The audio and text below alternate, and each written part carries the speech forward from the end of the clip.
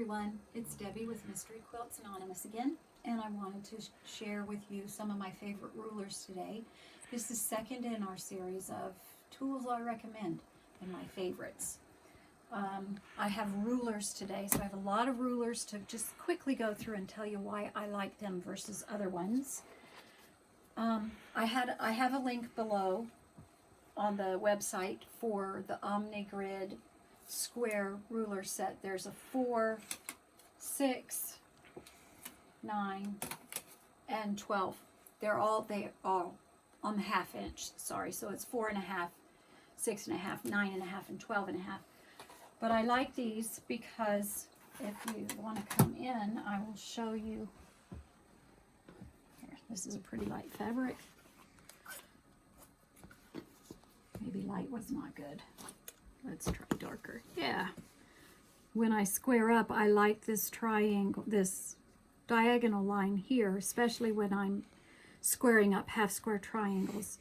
I like this ruler a lot. It's bigger and I'm able to hold on to it better.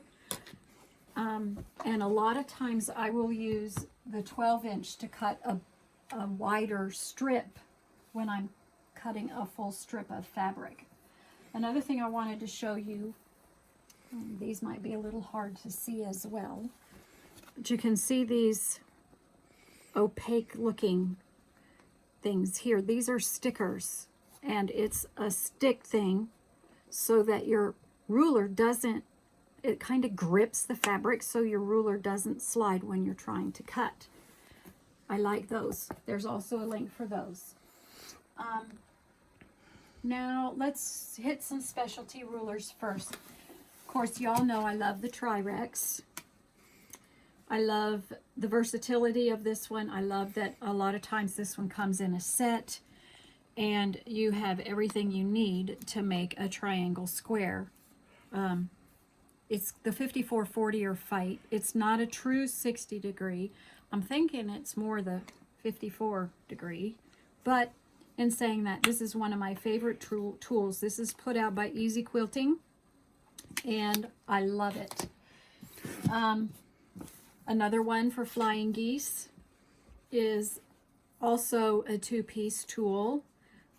This is by Darlene Zimmerman, also with Easy Quilting. This is a 1/4 square, and this is a half square triangle, and you can see how the flying geese can be cut from there. In it, I have a whole nother video on how to do that, so that's a good one. If you only want to invest in one tool, Fons and Porter does a half and 1/4, so the 1/4 squares are the black lines, and you can rotate it up and use the yellow lines as your half squares. I will admit, I do like this set better than this one for 2 reasons. One, I feel I get a more accurate cut with this one. And secondly, this set makes a way larger flying geese than this one. You can even tell by the size of the rulers that this one is a whole finger shorter, which when you think about it, that could be up to 1 inch or more in your final product. I have the pineapple tools on there. These are the pineapple trim tools. These, you can see your end result with the pineapple trim tools. I have the small one and the large one. The thing I like about these is Creative Grids already puts the grip stuff on the back for you, and I like that. The Kaleido Ruler. We've worked with this before, and I do believe there's a video on this one as well. This is fun. It makes the kaleidoscope, I don't know, kind of looking block. I like this one, also like the smaller one. I'm going to invest in the smaller one. This one is a bit big. I also have on there the June Taylor Shape Cutter Plus thing. It kind of looks like this is the diamond one. The other one is a square, but you can see the slots in there. And I want to to show you quickly how those slots work. Don't worry, my blade isn't out. I'm not going to cut my fabric, but you can see the slots on there. So you measure from the edge. You'll line up your line on the edge, and then you'll just put your blade in and you'll cut down for as little as 1/2 inch sections that you could get 1/2 inch strips out of. So that's fun. I use those a lot for like 2.5 inch strips when I'm doing binding. Okay, last but not definitely least is my very favorite, hands down, tool of all time. My favorite ruler anyway. And that is this one right here.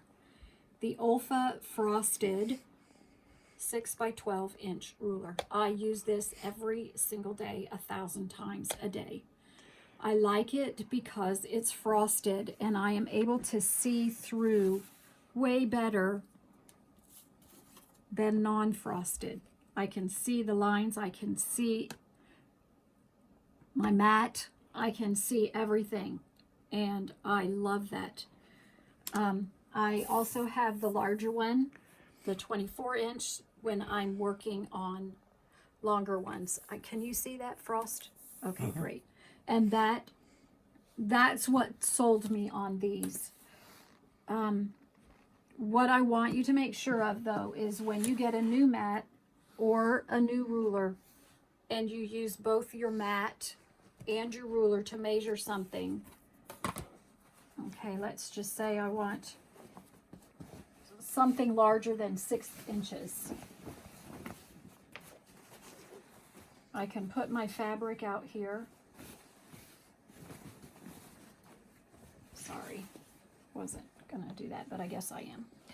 You can put your fabric out here, right? And you line it up on the edge and say, I want an 8 inch strip. So I can go out here to 8 inches, but it's, how do I know that it's truly 8 inches? The way I know is because I've already measured my ruler to the mat. So meaning I laid my ruler on my mat and lined up the lines. And I'm having a hard time making them perfect right now, but you know what I mean. You line it up there and make sure that your mat and your ruler are on the same grid. And that way you know that when you cut, you can cut using your mat and your ruler at the same time to get your desired width. Okay, our next one, oh, I also had rulers on there for the add 1/4 inch, those long rulers. There's another video on there on the YouTube for those as well. Just how to add that quarter using those rulers. If you want to know how those work, you can go see that. I think I call it add 1/4 or something on YouTube. You can go for that one. Our next in this series is going to be ironing. So you'll get my favorite iron. You'll get wool pressing mats, clappers, things like that. Just anything that I use when I'm ironing at in my ironing area. So that one should be out within the next day or two, and I'll see you then.